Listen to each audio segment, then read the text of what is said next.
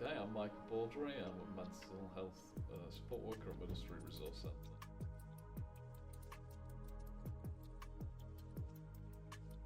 They're varied.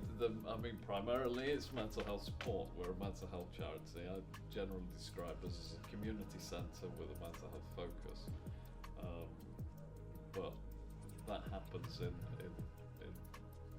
some diverse ways, really. Primarily, we have what we call our mindset program, which is a program of activities and groups, peer support groups, social activity type groups that hopefully support people's mental health,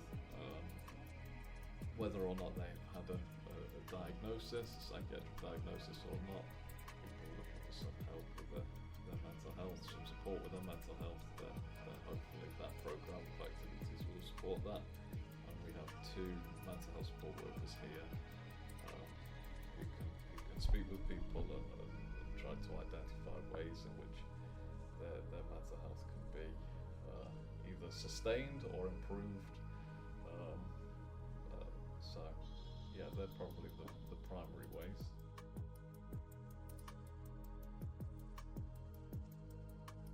The best way of finding that out is to ask them, but I think generally it's through connecting with other people and finding things that are meaningful to them as individuals to get involved with. Sometimes that can be volunteering here, sometimes that can be engaging with counselling, maybe more psychotherapeutic involvements, but often it's meeting other people, talking and connecting socially with other people who are on their own journey with their mental health.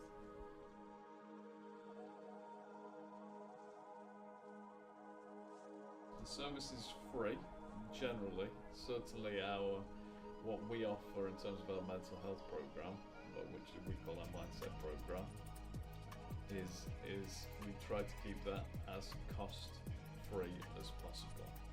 So ordinarily, people accessing the service wouldn't pay. Sometimes we ask for a donation for materials. If for instance, as a craft group or an art group, we might ask for a donation towards materials. So we have a minibus. The minibus we use to take people on trips, to various different places. We usually ask for a contribution to fuel and the maintenance of the minibus over there. So we try to keep those costs as low as possible. One of the ways that the charity sustains itself is to hire rooms in the building out to other organisations. Those organisations sometimes charge, but we, at the point of access, it's a free service.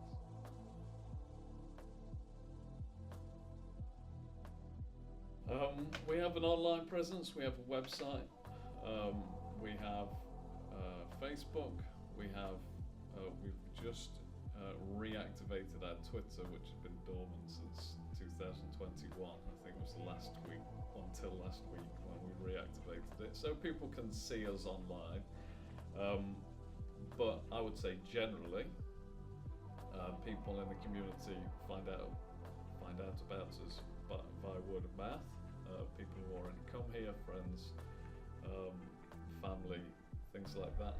We also have some strong relationships with statutory bodies, so social care, health care, particularly secondary mental health services. They will often refer people to our service, so that's another way people find out about us and access the service.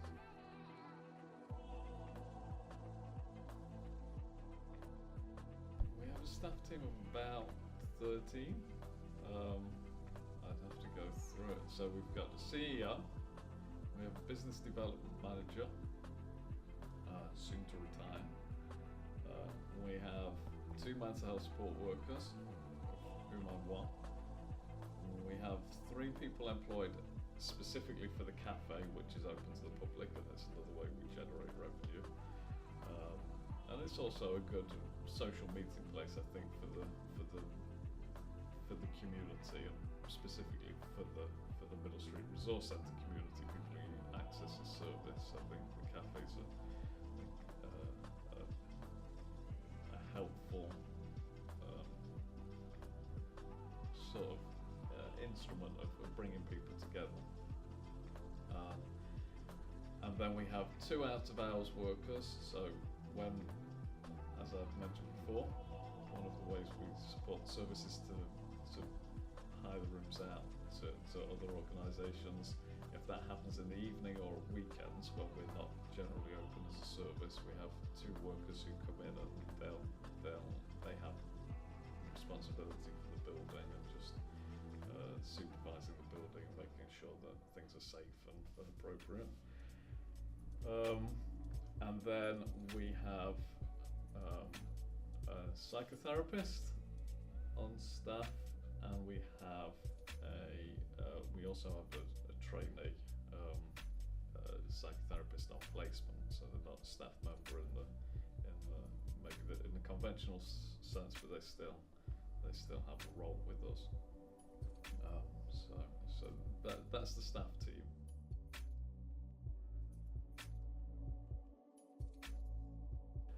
There's quite a strong pathway here of people who come in to access the service for their own support needs, who then choose to volunteer with us when they reach a point in their journey where they feel able to. There's no pressure to do that, but it is an opportunity. Other organisations sometimes will suggest people to come and volunteer with us, and again, it's very diverse. Lots of different organisations are aware of us and might know of people who they think either could benefit us, and so they encourage them to volunteer with us, or they feel like it would be a good opportunity for that individual and encourage them to volunteer with us. Usually both. Usually it's mutually beneficial, I would say. So they're the main ways that people come in to volunteer with us.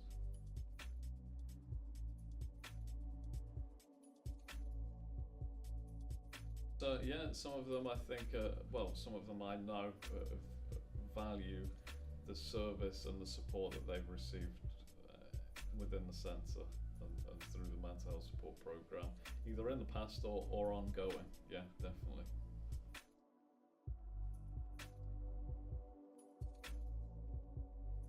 Right, so the building itself has been here for 50 years. And throughout its entire history, there's been a mental health provision service, call it what you will, located in this building. That's what it was designed for and built for, and it's continued that aspect throughout. In about 2012, the local authority who owned the building decided to withdraw the day service, the psychiatric day service that was here up until that point, and so BCR, Beeston Community Resource CIO, is the charity we developed to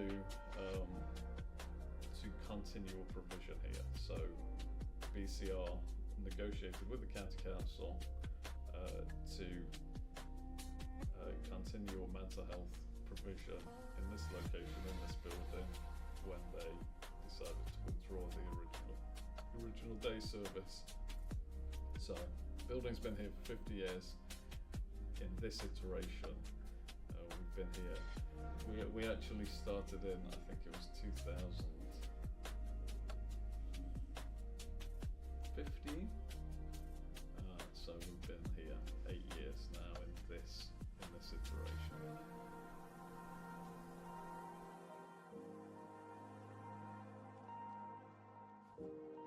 Additional to what I just said, it's been a long, varied history, I think. It's fair to say.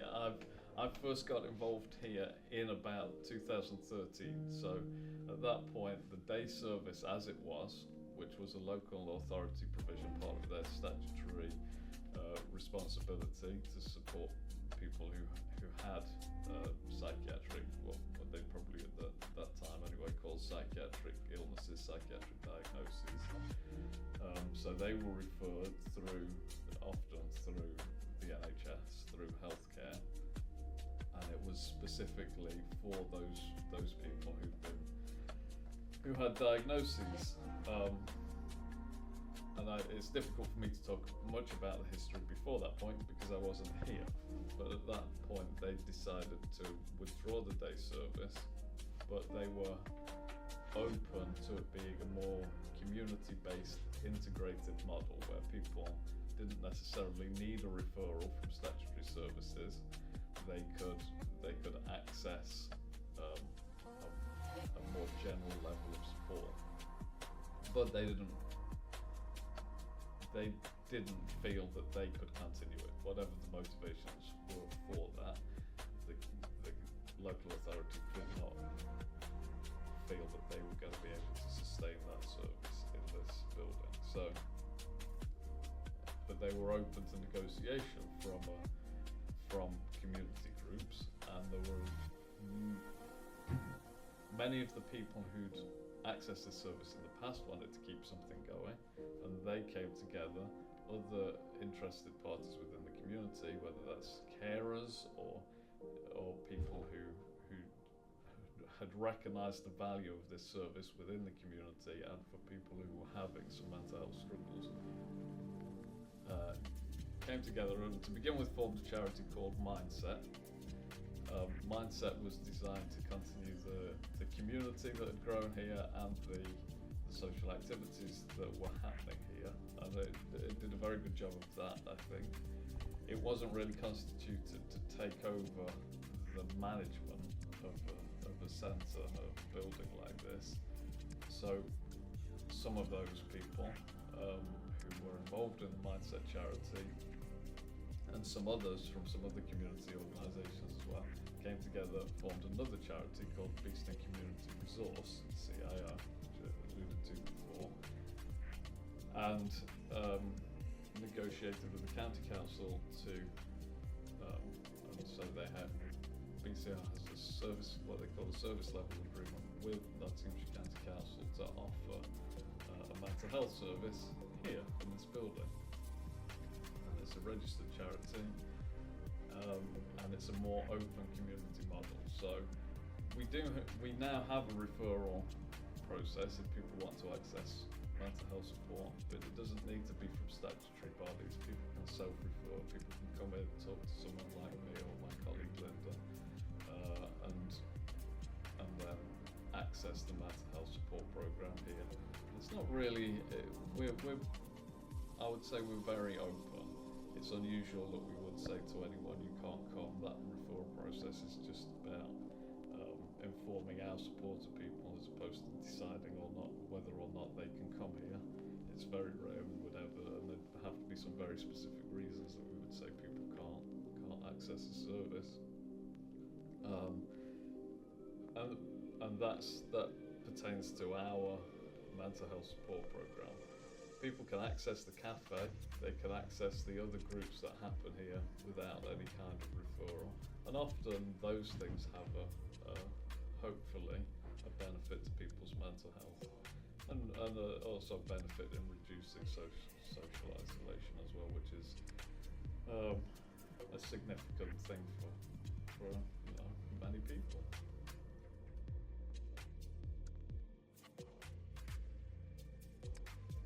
If they Google Middle Street Resource Centre or any other search engine that they choose to use, they will find us online. They can come in.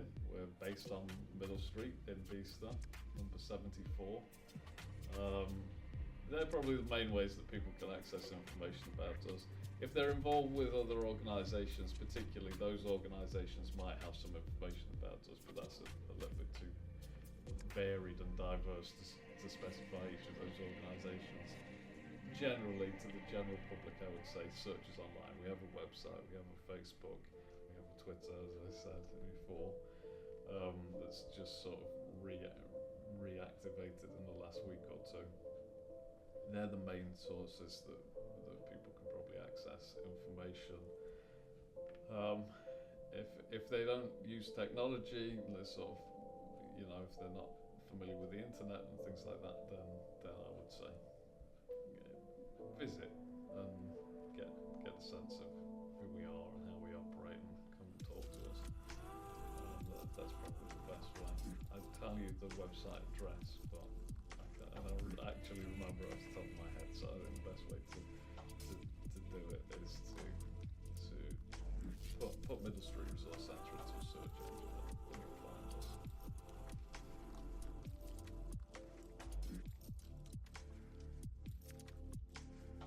I do enjoy working here, and I think by and large it definitely is a friendly place. You know, people are people wherever you go, and sometimes sometimes they're less friendly than others, aren't they? But generally speaking, it definitely is overall, I think, a friendly, supportive culture that we have here. And yes, again, most of the time, I find working here a valuable and enriching experience. You meet lots of people with lots of different experiences and perspectives, some of whom have had some very difficult experiences. But overall,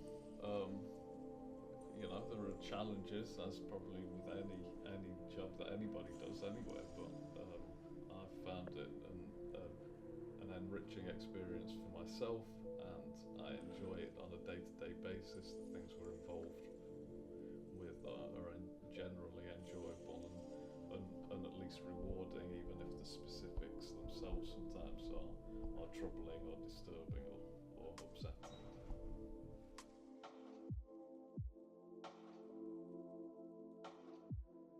Yes, I've got probably several. I don't know how much time you have for me to go into all of them.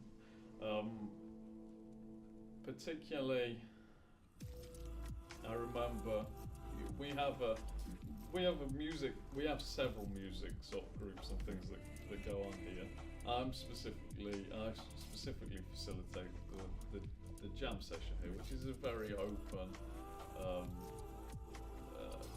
session. Anybody can come into that session, whether or not they've played an instrument before.